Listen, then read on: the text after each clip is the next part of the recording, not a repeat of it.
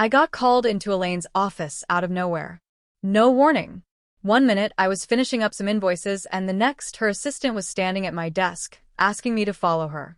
I felt a weird tension in the air, but I told myself it was probably just some end-of-quarter check-in. Elaine didn't even look up when I walked in. She was scanning her screen, lips pursed, tapping her pen on the table like she was keeping time with some silent metronome. The blinds were pulled halfway closed, so the room had this strange, almost clinical light. I sat down. She didn't say anything right away, just kept tapping that damn pen. Then she looked at me, and I knew something was off. "We need to talk about something serious," she said, her voice cold. "I've been made aware that you've been exploring other opportunities, namely North Bay."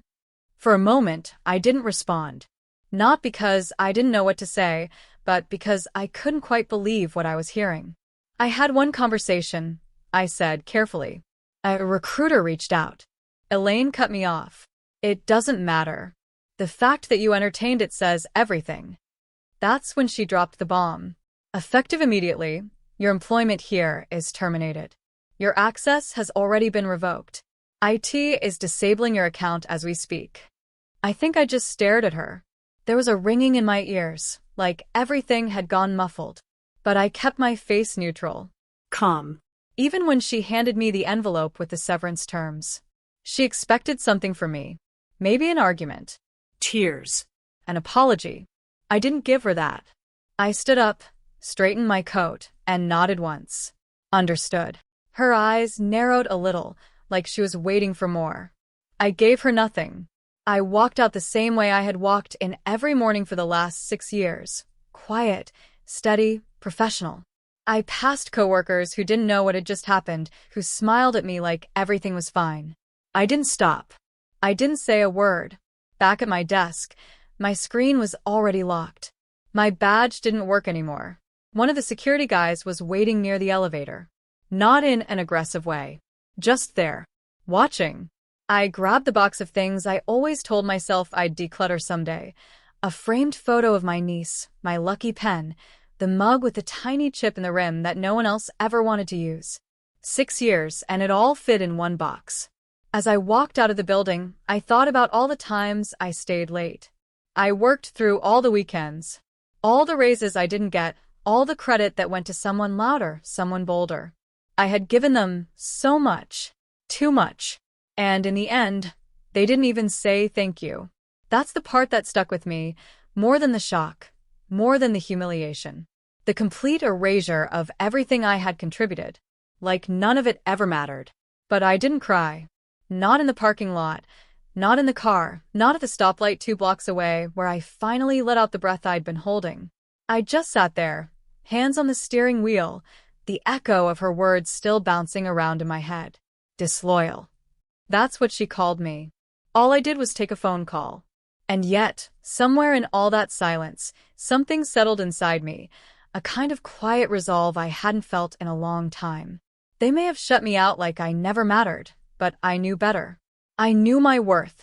And for the first time in years, I wasn't afraid of what came next. I sat on the edge of my bed for what felt like hours, still in the clothes I'd been fired in. My coat was draped over the chair, my box of things from the office untouched in the corner. Outside, the sun was setting, casting orange lines across the carpet. The silence in the apartment was thick. No pings, no emails, no calendar reminders. Just stillness. It didn't hit right away, not in Elaine's office, not during the drive home. But in that quiet moment, when the world had nothing left to distract me, it sank in. They fired me. I kept replaying the scene over and over. Her face. The coldness in her voice. The way she said disloyal like it was a dirty word. Like 6 years of showing up early, staying late, carrying the weight of entire accounts hadn't meant a thing. I didn't even realize I was crying until I felt the warm trail run down my cheek. My phone buzzed on the nightstand. It was Olivia. Hey. You okay? I don't know how she knew. Maybe she always did. I sniffled and tried to clear my throat. No. What happened? She asked, soft but firm. I told her everything. The meeting. The accusation. The way they shut me out before I could even defend myself. And when I finished, there was a beat of silence on the other end. "That's bullshit," she said finally. "You've given them everything." "I know," I whispered. "You remember when you started there? You didn't even have your desk." That made me laugh through the tears. It was true. On my first day at Harbor Point, I was an intern. No assigned space, no responsibilities beyond filing and making coffee runs. I had come in wide-eyed and eager, hoping someone would notice. And someone did. I remembered staying late that summer to help the analytics team clean up a pitch deck. I wasn't supposed to be in that meeting, but I asked questions, took notes. And 3 weeks later, I was asked to join full-time. I thought about my first solo client presentation, how my voice trembled for the first few minutes, how I nailed every number after that, how the client doubled their contract and asked to work exclusively with me. But promotions came slowly. Raises even slower. Every achievement met with polite nods and promises of next quarter. I was too good at being dependable, too quiet, too easy to overlook. And now, erased. "You deserve better," Olivia said. "You always have." I nodded even though she couldn't see me. "I don't even know where to start," I said. "Well, you don't have to figure it all out tonight. But you should check your email," she said. I blinked. "Why?" "Just do it," she replied and hung up. I reached for my phone, still unsure why she'd say that. I opened my inbox and there it was. A message from Mason Tran, CEO of North Bay. Subject: "Let's move forward." "Hi, Addison. I heard what happened at Harbor Point. I'm sorry it ended that way, but perhaps it's for the best. I'd like to accelerate our conversation. If you're available this week, let's talk next steps." I stared at the message, reading it twice. Then again. I had barely gotten a word out in that first conversation with their recruiter before Elaine had found out and cut the cord. And now, here was the CEO himself, reaching out to me directly. Not just interested, eager. My heart beat faster. Not out of panic this time, but out of something steadier. A feeling I hadn't let myself fully feel in years. Recognition. It was the first time in a long time that someone had seen my value without me having to overprove it. And suddenly, I wasn't sad anymore. I wasn't scared. I was ready. The North Bay office sat on the edge of the city, glass and steel rising with clean lines and quiet confidence. The lobby was warm, open, and filled with natural light. It was the kind of space that didn't just say success, it felt like it lived it. I had barely stepped inside before someone from HR greeted me by name and offered me coffee. Real coffee. Not the burned pot in the break room kind. Everything about the visit was calm, intentional. No rush, no condescension. Just respect. They brought me up to the executive floor, where David Clean was waiting. I recognized him from the company's homepage. Sharp suit, sharp smile, the kind of presence that filled a room without trying too hard. But in person, he wasn't intimidating. He stood when I entered, shook my hand like I already belonged. "Addison, I'm glad you came in," he said, motioning toward the chairs near the window. The view was unreal. Wide skyline, river glinting in the sun. I sat down and tried to focus, tried to breathe through the rush of it all. "I'll get right to the point," he said. "We think you're exactly what we need here. Your track record at Harbor Point speaks for itself. Client growth, operational efficiency, team mentorship. You've done the work without the title. We want to change that." He handed me a folder, simple and crisp. Inside, it outlined the offer, Director of Client Strategy. A team of 8 reports to me. Full benefits. A salary that was more than just fair, it was affirming. I felt my hands tense slightly as I held the paper. Not from nerves. From the sudden shift in gravity. "You don't need to give us an answer today," David added. "But I hope you'll consider it seriously. We're not just offering a role. We're offering a platform. We want leaders who've done the work and understand what it means to earn every inch." Something about the way he said that landed deep. I closed the folder slowly and looked up. "Thank you," I said, voice steady. "This means a lot. Truly. I'd like to sleep on it if that's okay." "Of course," he nodded. "Take the night. Call me tomorrow anytime." The ride home felt different. The traffic didn't bother me. The rain on the windshield didn't either. I kept thinking about how I had walked out of Harbor Point with a box in my arms and a pit in my stomach, and now, just days later, I was holding something that felt like a new beginning. Not just a job. A place where I wouldn't have to beg to be seen. I walked into my apartment and set the folder down on the kitchen table. The room was quiet again, but this time the silence didn't feel heavy.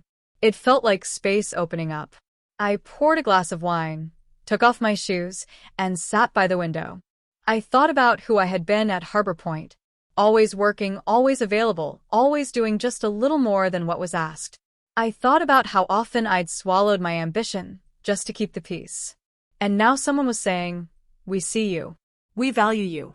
We want you to lead." I smiled to myself, the kind of smile that doesn't come from performance or politeness, but from something earned. Tomorrow, I'd make the call. Tonight, I let myself feel it. Relief. Excitement. Pride. Not because someone offered me something, but because I knew I had built this moment. Brick by brick, inch by inch. And this time, I was walking in with my head held high. I was slicing an apple in my kitchen when the call came in. Unknown number. I almost didn't answer, but curiosity got the better of me. "Addison? This is Elaine." Her voice was careful, rehearsed. I didn't say anything right away, just stood there, paring knife in hand, waiting. "I'd like to meet," she said. "In person. If you're willing." I agreed, more out of curiosity than anything else. We met the next morning at a quiet cafe near downtown, the kind of place where executives go when they want to look approachable. She was already there when I arrived, dressed sharp as ever, hair just as perfectly in place as the last time I saw her. Only this time, she stood to greet me. "Thank you for coming," she said, with a smile that didn't quite reach her eyes. We sat. She didn't waste time. "There's been some concern," she began.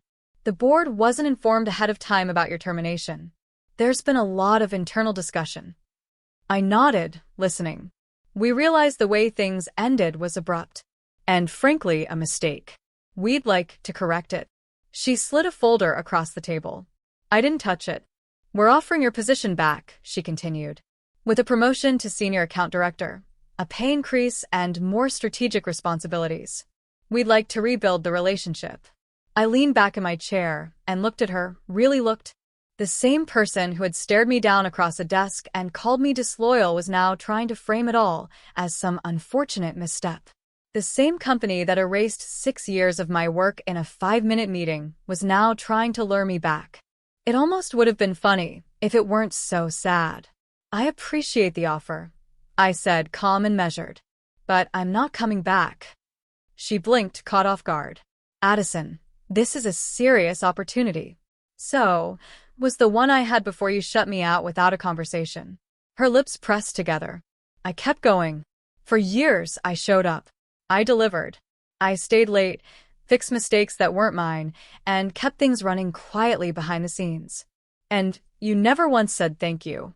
Never once acknowledged the value I brought. Until now.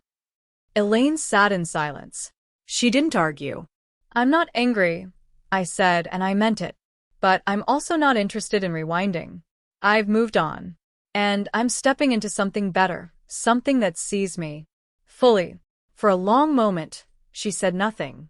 Then, quietly, she nodded. "I understand," she said. I think part of her did. We ended the meeting politely. She didn't try to push any further. I stood, shook her hand, and walked out into the bright morning with a kind of clarity I hadn't felt in years. No part of me doubted my decision. It wasn't just about the job. It was about finally choosing myself. I didn't need their offer. I didn't need their apology. I had outgrown them. And walking away, I felt it, this deep, steady sense of satisfaction. Not revenge. Not triumph.